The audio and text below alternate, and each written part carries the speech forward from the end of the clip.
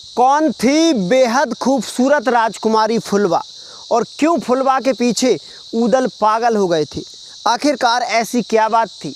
क्या फुलवा ऊदल को पहले से भी जानती थी? क्या उनका पिछले जन्म का कोई रिश्ता था या फिर यूं ही ऊदल उसके दीवाने हो गए थे?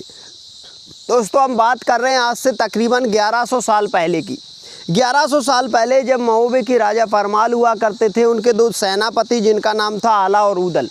आला के छोटे भाई जो ऊदल थे वो बहुत ज़्यादा बलशाली थे और वो अपने बल की वजह से कई देशों में जाने जाते थे। किसी की हिम्मत नहीं थी कि उनसे युद्ध लड़ सके या उनकी तरफ गलत दृष्टि से या उनके राज्य को लूटने की दृष्टि से हेर भी सके।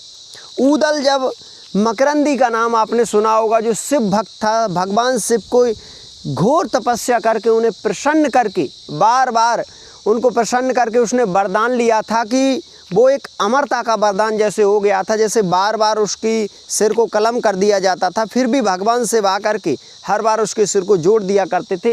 ये वरदान उसने भगवान शिव की घोर तपस्या करके, घोर पूजा करके लिया था।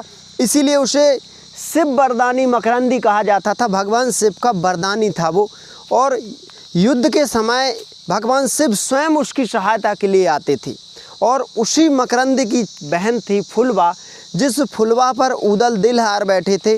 और कई दिनों के युद्ध के बाद, कई दिनों भागसी में कैद रहने के बाद भी उसे भूल नहीं पाए थे।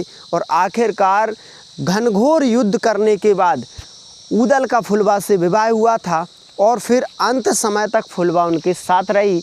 इसीलिए ऊदल और फुलवा की जो प्रेम कहानी आज भी जग जाहिर है।